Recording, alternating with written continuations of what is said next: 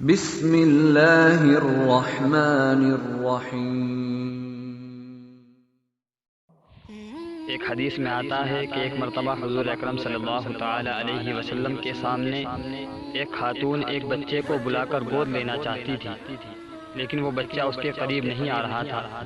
اس خاتون نے بچے کو بلانے کے لیے کہا کہ بیٹا یہاں آؤ، ہم تم کو چیز دیں گے۔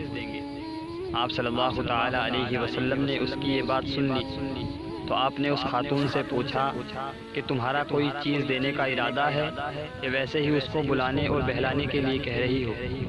تو اس خاتون نے عرض کیا، یا رسول اللہ، میرا کھجور دینے کا ارادہ ہے کہ جب وہ بچہ میرے پاس آئے گا تو میں اس کو کھجور دوں گی۔ آپ صلی اللہ تعالی علیہ وسلم نے فرمایا کہ اگر تمہارا کھجور دینے کا ارادہ نہ ہوتا بلکہ محض بہانے کے لیے کہتی کہ میں تم کو کھجور دوں گی تو تمہارے نامہ اعمال میں ایک جھوٹ لکھ دیا جاتا جو کہ ایک گناہ ہے۔ اور اگر غور کیا جائے تو ہم دن میں ایسے ہزار گناہ کر لیتے ہیں اور ہمیں احساس بھی نہیں ہوتا۔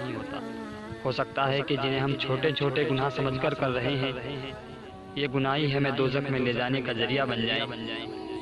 اس لیے ہمیں ان گناہوں سے بچنا چاہیے اور دعا کرنی چاہیے کہ اللہ تبارک و تعالی ہمیں ان گناہوں سے بچنے کی توفیق عطا فرمائے۔